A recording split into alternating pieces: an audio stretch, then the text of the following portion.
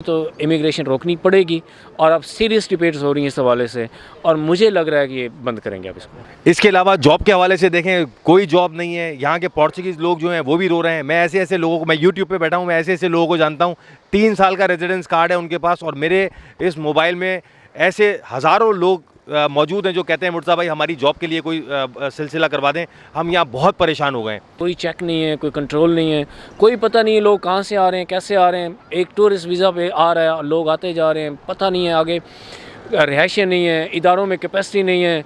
अब उसका नुकसान क्या हो रहा है? सबसे बड़ा नुकसान तो इमिग्रेंट्स को हो रहा है जो यहाँ पे आए थे बहुत सारे ख्वाब लेके, उनके साथ जो एंटी इमिग्रेंट जो ये बात बोली है कि फ़ाइल लॉकिंग का जो सापा पोर्टल का सिस्टम है ये बिल्कुल ही ख़त्म कर देंगे, नई फाइलें लॉक नहीं हो पाएंगी। आगे आने वाले वक्तों में हो सकता है कि नेक्स्ट मंथ से शुरू हो जाए होंगे। जैसा कि आप सब लोगों को पता है कि मैं पोर्चुगल के हवाले से तमाम तर इन्फॉर्मेशन आप तक पहुंचाता रहता हूं। आज मेरे मेहमान जो हैं वो assistant attorney general of Pakistan जनाब फ़र्रुख दाल साहब हैं, और इनसे पूछेंगे इस वक्त जो करंट सिचुएशन है पोर्चुगल की, कि इमिग्रेशन बंद होने जा रही है, फाइल लॉकिंग का सिस्टम ख़त्म करना जा रहे हैं, ये कहाँ तक हकाइक हैं, इसमें कहाँ तक ये बात सच्ची है, और क्या वाकई ऐसा होने जा रहा है, इससे क्या इम्पैक्ट होगा पोर्चुगल में, और क्या मज़ीद चीज़ें होने वाली हैं। टाइम की उम्र कुछ ज़्यादा नहीं है। ये जो 5 lakh expression of interest programme है। दूसरी बात कि अभी इन पे यूरोपियन यूनियन का प्रेशर है। लास्ट वीक में डेवलपमेंट हुई है जो रिजिड एक यूरोपियन यूनियन कमीशन में, और सारे यूरोपियन मुल्कों ने रिजिड पॉलिसी पे एक कंसेंसस डेवलप हो गया। ख़ास तौर पे जो लोग रिफ्यूजीज़ हैं, और यूरोप के अंदर जो बढ़ती हुई इमिग्रेशन है वो मिलियंस में आ रही है हर साल, तो उसको रोकना है हर सूरत में। पुर्तगाल में अगर हम देखें, अगर पब्लिक पॉलिसी के लिहाज से देखें तो हर लिहाज से किसी भी तरह से ये फ़ायदा मंद कोई पॉलिसी नहीं है पुर्तगाल के लिए।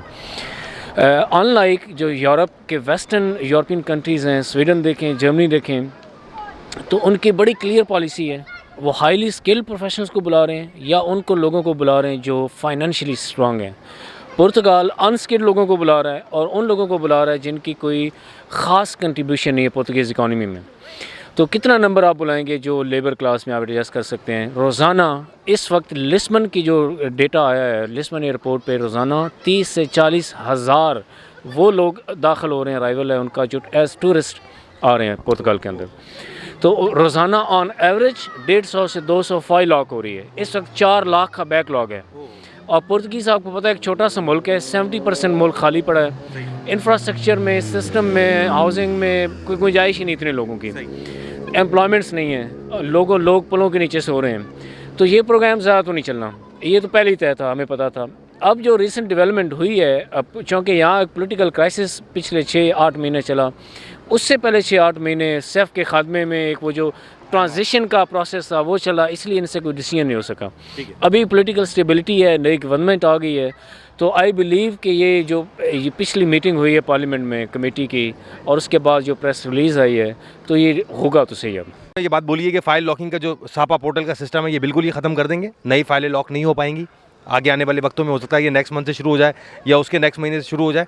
दूसरा ये बात बोल रहे हैं कि अब आपको अगर अपने कंट्री से यहाँ इमिग्रेशन के लिए आना है तो या तो डी कैटेगरी के वीज़े लेकर आएँ, जॉब सीकर वीज़ा लेकर आएँ, या कोई हाईली स्किल लेकर आएँ। मेरा सवाल ये है कि पुर्तगाल फिर कहाँ खड़ा होता है, क्योंकि यहाँ पर हाई स्किल भी आ जाता है, तो हमने देखा डॉक्टरों और नर्सों को भी वो भी 800-900 यूरो ले रही हैं, और अगर पाकिस्तान, इंडिया, बांग्लादेश से कोई जॉब सीकर वीज़ा लेकर आता है तो आपको पता है अपॉइंटमेंट के लिए तो हमें ईमेलें मिल नहीं रही हैं। जॉब सीकर वीज़ा हमें कहाँ से मिलेगा पाकिस्तान और इंडिया से? क्योंकि अगर एक सिर्फ डॉक्यूमेंट अटेस्ट कराने के लिए अगर हम ईमेल उनको करते हैं कि हमारे डॉक्यूमेंट अटेस्ट कर दो, तो उसमें ही वो 4-4, 6-6 महीने लगा देते हैं, ठीक है ना, और हमारे यहाँ पे फालते लग रहे हैं। तो यकीनन ये जो इमिग्रेंट्स यहाँ पर आ रहे हैं वो मिनिमाइज़ हो जाएंगे, क्योंकि हमारे कंट्रियों में एम्बेसियों से तो वीज़े लगते ही नहीं, और ख़ास तौर पे जॉब सीकर और डी कैटेगरी के वीज़े तो बिल्कुल ज़ीरो रेशियो जा रहा है। अभी मैंने रिसेंटली एक सऊदी अरब से आए थे एक मेरे भाई, और उनका मैंने रिसेंट इंटरव्यू किया था, तो उनका जॉब सीकर वीज़ा लगा है। वो भी पाकिस्तानी थे, लेकिन वो सऊदीया से उन्होंने अप्लाई किया, बड़ी अच्छी उनकी प्रोफाइल थी। तो इसके हवाले से क्या देखते हैं आप, क्या परेशानी होने वाली है? देखें, फ्यूचर डी टाइप कैटेगरी का ही है, और ये बात बिल्कुल गलत है कि वीज़ाज़ डी टाइप के नहीं लगते।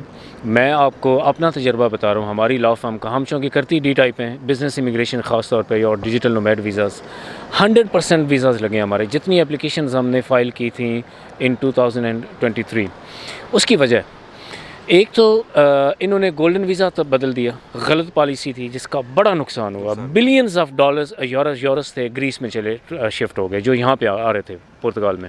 नंबर 1 पॉलिसी थी, बहुत फ़ायदा हुआ था। दूसरी इनसे गलती हुई जो इन्होंने जो 5 लॉक सिस्टम लॉन्च करके अनस्किल्ड बुला लिए लोग। तीसरी इनसे गलती हुई कि इन्होंने कैपेसिटी बिल्ड नहीं की अपने इदारों की। एम्बेसीज़ में अपॉइंटमेंट्स नहीं है, यहाँ पे आइमा के अंदर अपॉइंटमेंट्स नहीं है, बैंक्स के अंदर जो आपको पता है कानून और प्रैक्टिस डिफरेंट है, उसके अपोजिट है। तो यहाँ पे एक सीरियस किस्म का क्राइसिस है। अच्छा देखिए, हॉस्पिटल, सॉरी आपकी बात इंटरप्ट की, हॉस्पिटल जो है वो क्रश कर गए, समझे एक तरीके से। वो इतना रश लगा हुआ है वहाँ पे कि वो मरीज़ ही नहीं देख पा रहे हैं। सुबह मरीज़ जाता है, दूसरे दिन निकल के वापस आ रहा है एमरजेंसी में भी। तो क्या इन्होंने कोई प्लान नहीं किया था कि इमिग्रेशन खोल तो रहे हैं, हर बंदा किसी भी यूरोपियन कंट्री से आके यहाँ फाइल लॉक करा लेगा तो उसको रेजिडेंस कार्ड मिल जाएगा। तो अगर तो ये इस तरीके से इमिग्रेशन खोल रहे थे तो उनको इस तरह सहूलत भी मुझे लगता है देनी चाहिए थी। देखिए, सबसे बड़ा मसला ये, इसको कहते हैं थ्योरी ऑफ इग्नोरेंस हाइपोथेसिस। इस पे बड़ी दुनिया में डिबेट्स हुई हैं कि किस तरह कौमों की गवर्नमेंट्स की गलत पॉलिसीज़ कौमों को गरीब बनाती हैं और अच्छी पॉलिसीज़ अमीर बनाती हैं। पुर्तगाल जैसा मुल्क, इसमें तो इतना पोटेंशियल है कि यूरोप के चंद ममालिक हैं जिनमें इतनी ज़बरदस्त जो अपॉर्चुनिटीज़ ऑफ़र करता हो, खूबसूरत मौसम एक हर लिहाज से, लेकिन उसके बावजूद एक गरीब मुल्क है। और वजह ये है कि इनकी गलत पॉलिसीज़ हैं। ये अनप्लान्ड था और अनप्लान्ड एबनॉर्मल अंदाज में इन्होंने खोल दिया अपना बॉर्डर। कोई चेक नहीं है, कोई कंट्रोल नहीं है, कोई पता नहीं है लोग कहाँ से आ रहे हैं, कैसे आ रहे हैं। एक टूरिस्ट वीज़ा पे आ रहा है, लोग आते जा रहे हैं, पता नहीं है आगे रिहाइशें नहीं है, इदारों में कैपेसिटी नहीं है। अब उसका नुकसान क्या हो रहा है? सबसे बड़ा नुकसान तो इमिग्रेंट्स को हो रहा है जो यहाँ पे आए थे बहुत सारे ख्वाब लेके। उनके साथ जो एंटी इमिग्रेंट जो सेंटीमेंट है वो बहुत बढ़ गया, ख़ास तौर पे सरकारी इदारों के अंदर। उनका रवैया तो चेंज हो गया और वो सारा इसका ब्लेम दे रहे हैं इमिग्रेंट्स को। दूसरा नुकसान ये हुआ है कि कैपेसिटी सिस्टम के अंदर थी, इनका ऑलमोस्ट सिस्टम कोलैप्स कर रहे हैं। आप बैंक्स के अंदर जाएं, अस्पतालों के अंदर जाएं, स्कूल्स के अंदर जाएं, अपॉइंटमेंट्स नहीं है, टाइम नहीं है। टाइम पे कोई इदारा ऐसा नहीं है जो टाइम पे डिलीवर कर रहा हो इमिग्रेंट्स को और इंक्लूडिंग एम्बेसीज़ जो कि नहीं है। इन्होंने पिछले साल कहा था, मेरी इनके जो सेक्रेटरी थे फॉरेन अफेयर्स के, उनसे बात हुई, वो कह रहे थे कि हमने 2000 अक्टूबर की बात है, 2000 नए लोग अपॉइंट कर रहे हैं एम्बेसीज़ के अंदर ताकि ये बैकलॉग कवर हो सके। वो अभी तक अपॉइंट नहीं हुए। और तो ज़ाहिर है अगर इन्होंने ठीक डायरेक्शन करना है, मुल्क को सही समझ पे चलाना है, तो इमिग्रेशन रोकनी पड़ेगी। और अब सीरियस डिबेट्स हो रही हैं इस हवाले से और मुझे लग रहा है कि ये बंद करेंगे अब इसको। मेरे दोस्तों, ये बात मैंने पहले भी फ़ारूक दार साहब का इंटरव्यू किया था, तो इन्होंने ये बात पहले भी बोला था कि इलेक्शन के होते ही नया प्राइम मिनिस्टर जो भी आएगा, ये मामला इनके इमिग्रेशन के चेंज होंगे। वही सारी चीज़ें नज़र आ रही हैं। इसके अलावा जॉब के हवाले से देखें, कोई जॉब नहीं है। यहाँ के पोर्चुगीज़ लोग जो हैं वो भी रो रहे हैं। मैं ऐसे लोगों को, मैं यूट्यूब पे बैठा हूँ, मैं ऐसे लोगों को जानता हूँ, 3 साल का रेजिडेंस कार्ड है उनके पास, और मेरे इस मोबाइल में ऐसे हज़ारों लोग मौजूद हैं जो कहते हैं मुर्तज़ा भाई हमारी जॉब के लिए कोई सिलसिला करवा दें, हम यहाँ बहुत परेशान हो गए हैं। तो ये सारे मामलात हैं कि रेजिडेंस कार्ड लेने के बावजूद भी आप वहीं आगे खड़े हो जाते हो, ना आपके पास जॉब होती है, ना काम होता है, परेशानी आपके इर्द गिर्द मंडला रही होती है। और यहाँ पर जो महंगाई का सैलाब है या महंगाई का जो तनाज़ा है वो इसी तरह है जिस तरह आप यूके में रह रहे हो। बहुत महंगा है यहाँ, रिहाइश बहुत महंगी है, यहाँ पे कमाई इतनी ज़्यादा नहीं है जितनी ज़्यादा यहाँ पे समझ लें एक्सपेंस है आपके।